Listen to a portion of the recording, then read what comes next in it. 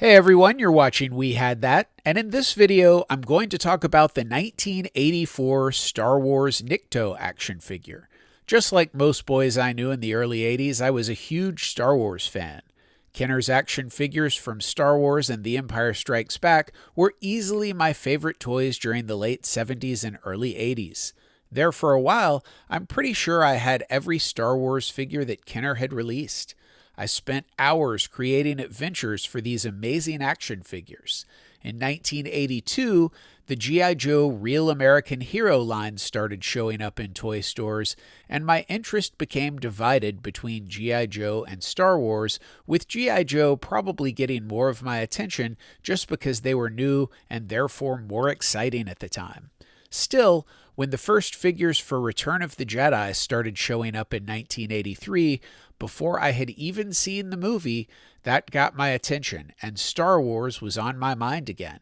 Seeing the new figures and the photographs on the packages made me speculate about the upcoming movie, and thinking about the upcoming movie made me more interested in the new Return of the Jedi figures.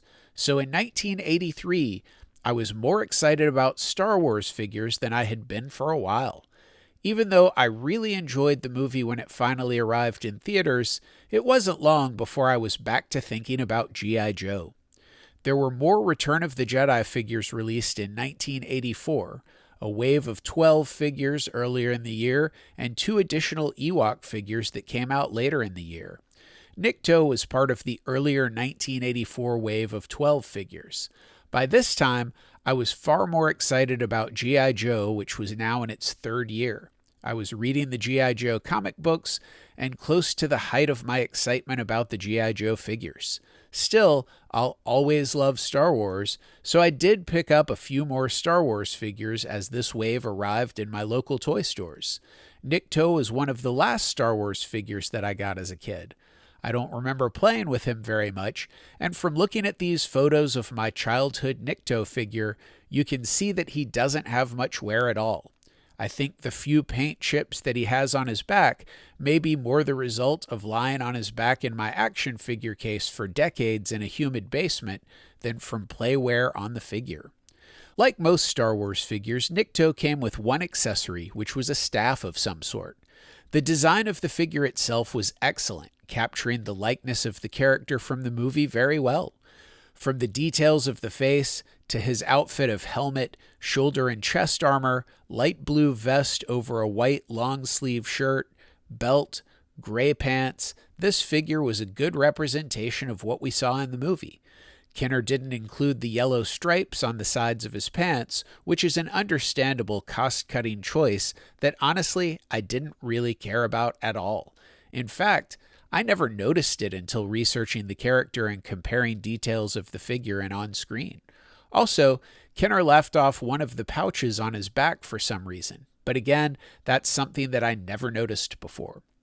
Although I think of Nikto as being a figure from 1984, he was actually first released in 1983 along with 2 other figures, Klaatu and 8D8, which were all included with the Sears exclusive Jaba the Hutt Dungeon Action playset.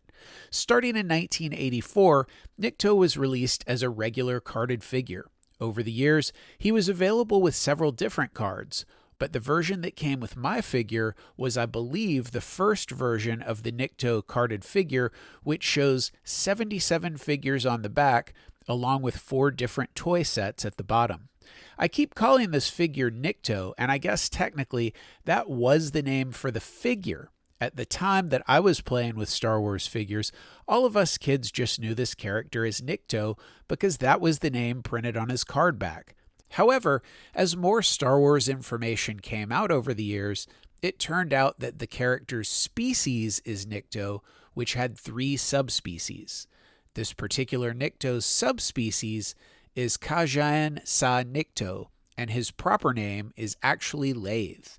In Return of the Jedi, we first see Jaba's palace on Luke's home planet of Tatooine. In the movie, Lathe was one of Jaba's guards.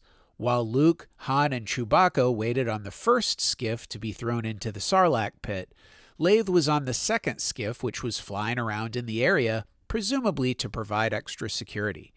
Despite knowing all of this now, His name was never mentioned in the movie, and he'll always just be Nikto to me.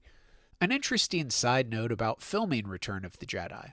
The scenes with Jaba's sail barge and the Sarlacc pit were filmed in Buttercup Valley, Arizona, which is located just west of Yuma, Arizona.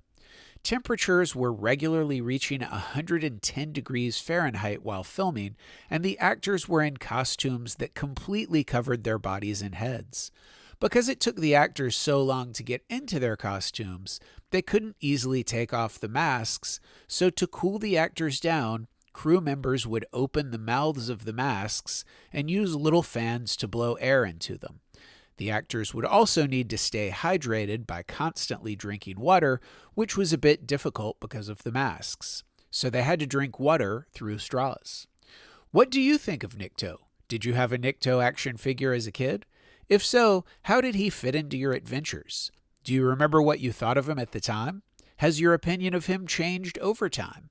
Tell me in the comments below. Also, please give this video a thumbs up and share it on social media.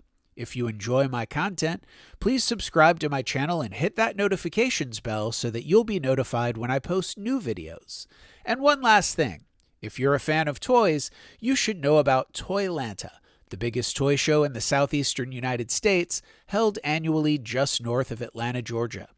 Visit ToyLanta.com for more information. As always, thanks for watching.